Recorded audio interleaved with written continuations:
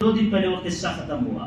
حضرت عائشہ فرماتی ہے کہ جب مجھ پہ تہمت لگی تو 2 راتیں اور 1 دن میں مسلسل روئی ہوں. مجھے نیند آتی نہیں اور آنسو تھمتا نہیں. ولا يركو دمع ولا يركو لي دمع ولا اقتحل بنوم. نیند نہیں آتی تھی، آنسو ہی آنسو ٹپکتے تھے. اور اس معاملے میں انوالو ہو گئے تھے ایک صاحب جن کا نام تھا حسان رضی اللہ عنہ.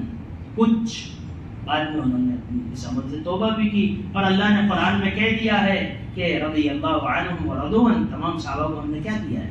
معاف کر دیا ہے. اور ایک جگہ فرمایا کلا وعد اللہ الحسنى، سب کے ساتھ اللہ نے جنت کا وعدہ کر دیا ہے. لیکن بتانا یہ ہے کہ حسان بن ثابت بھی اس میں تھوڑے سے شامل ہو گئے. اب حضرت عائشہ فرماتی 2 رات روئی، 1 دن مسلسل روتی رہی جب مجھے اس واقعے کی مجھے خبر ملی. اور اس معاملے میں استعمال ہونے والے حسان بن ثابت بھی تھے.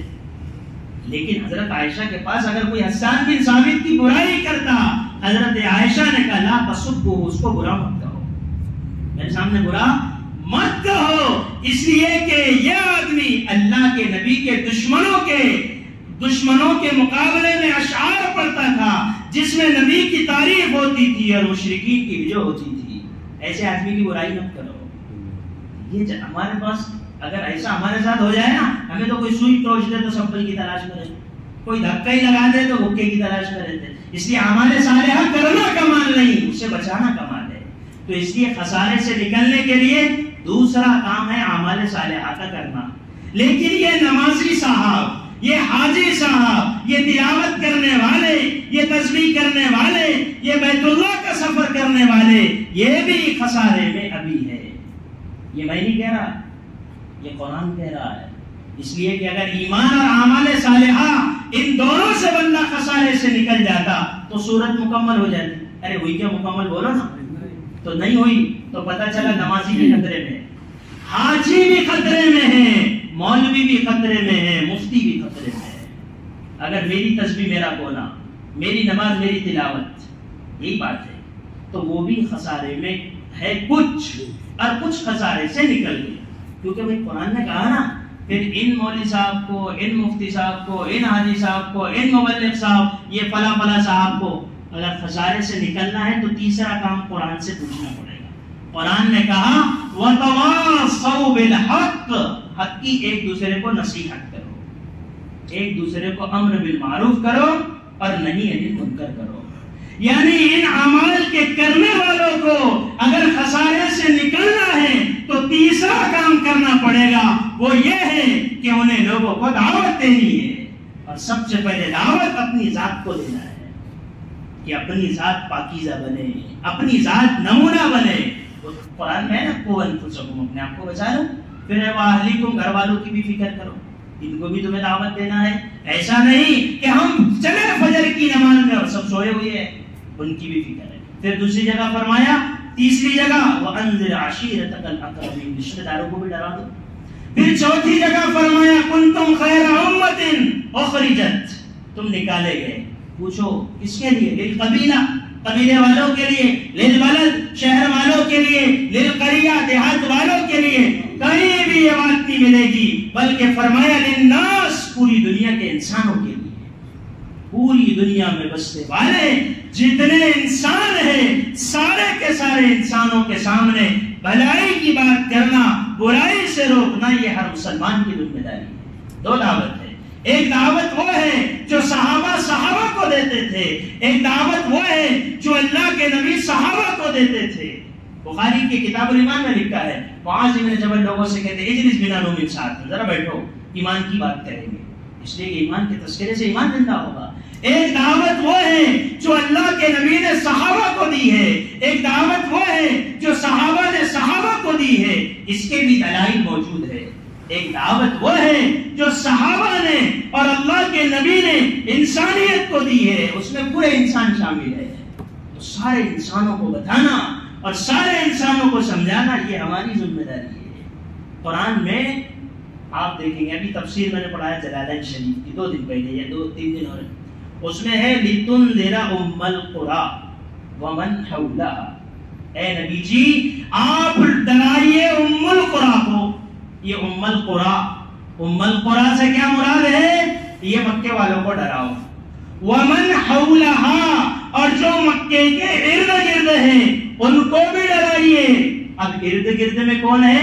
علامہ سیوطی رحمت اللہ علیہ کی یہ تفسیر ہے شروع والی جلالین شریف کی جو عربی میں ہے, ہر مدارس میں پڑھائی جاتی ہے. ومن حولها اس کے ارد گرد والوں میں انہوں نے کس کو شمار کیا ہے؟ کسائر الناس, پورے دنیا کے انسانوں کو ڈرانا ہے, سائر الناس کو ڈرانا ہے, سائر الناس کو دعوت دینا ہے. اب یہ دعوت بھی پھر دو طریقوں سے ہے, ایک عمل کی دعوت ہے, ایک زبان کی دعوت ہے. ہمارے اخلاق, ہمارے کردار, ہمارے بول چال, ہماری وہ پاکیزہ زندگی جس زندگی سے لوگوں کو اسلام سمجھ میں آیا ہے. اسلام صرف الفاظوں سے سمجھ میں نہیں آتا, اسلام تو زندگی سے سمجھ میں آتا ہے. دو چیزیں ہیں دنیا میں اسلام کو زندہ کرنے کی, ایک ہے اخلاق اور دوسرے ہے دعوت. اگر صرف اخلاق ہے دعوت نہیں تو کچھ بھی نہیں ہوگا, صرف دعوت ہے اخلاق نہیں تو بھی کچھ نہیں ہوگا. دو چیزیں ہیں کہ ایک عمل کی دعوت ہے کہ ہمارے عمل سے لوگ متاثر ہو جائے, وہ عمل کو دیکھے اور ان کی زندگیاں تبدیل ہو جائیں. اللہ کے نبی لیٹے تھے, ابھی بخاری میں پڑھایا یہ قصہ میں, لیٹے تھے آپ صلی اللہ علیہ وسلم کی کر کے درخت کے نیچے, صحابہ بھی منتشر ہو کے لیٹ گئے. اب ایک دیہاتی آیا, اس نے دیکھا کہ اچھا موقع ہے, تلوار لٹکی ہوئی ہے درخت سے, اس کو نکالا جائے, ان کی گردن پہ چلا دی جائے, محمدی نعوذ باللہ ختم ہو جائے گی تو کام ہی ختم ہو جائے گا. اب اس نے تلوار ہاتھ میں لی, اچانک آپ کی آنکھ کھل گئی. جب آنکھ کھلی تو آپ نے منظر دیکھا کہ تلوار اس کے ہاتھ میں ہے اور میں اکیلا, اس لیے کہ آپ درخت کے نیچے لیٹے, سب درخت کے نیچے چلے گئے, اس لیے کہ سخت گرمی کا عالم تھا. اب سب اس نے کہا من یمنعک منی, یہ بتاؤ تم کو مجھ سے کون بچائے گا؟ آپ نے کہا مجھے تو اللہ ہی بچائے گا. جب یہ لفظ اللہ کہا ہے اس کے ہاتھ سے تلوار گر گئی. پھر اس میں اور بھی بہت ساری تفصیل ہے, حضرت جبرائیل نے دھکا دیا یا رعب طاری ہوا آپ کا, وہ تلوار گر گئی. جیسی تلوار گری آپ نے تلوار ہاتھ میں اٹھائی. جب تلوار ہاتھ میں اٹھائی آپ نے فرمایا من یمنعک منی, اب یہ بتا تجھ کو مجھ سے کون بچائے گا؟ اس نے کہا مجھے تو ہی بچائے گا. مجھے کون بچائے گا؟ تو ہی بچائے گا اللہ. اب اگر میں وہاں ہوتا, آپ وہاں ہوتے, تو ہم کہتے کہ صبر کتنا کرنا ہو, پانی سر کے اوپر ہو گیا. ارے دیوانے, اگر صبر کے سمندر میں تیرنا سیکھ لیتا تو پانی کبھی سر کے اوپر نہ ہوتا. اس لیے کہ جو تیرنا سیکھ لیتے ہیں وہ پانی میں چل کر اپنے کنارے پر پہنچ جاتے ہیں. کہ پانی تو ان کے اوپر ہوتا ہے جنہیں تیرنا نہیں آتا. تم نے صبر کے سمندر میں تیرنا سیکھا نہیں ہے, اس لیے یہ بات ہے. آپ نے فرمایا کون بچائے گا؟ تو ہی بچائے گا. اللہ کے نبی نے فرمایا کلمہ پڑھتے ہو؟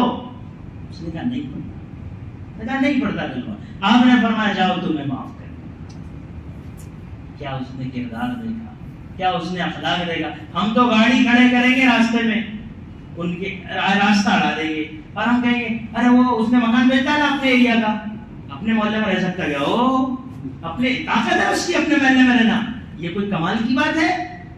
ایک زمانہ تھا ایمان والوں کے اخلاق کی وجہ سے غیر ایمان والے سفر کرتے تھے, بیٹیاں ان کے حوالے کرتے تھے.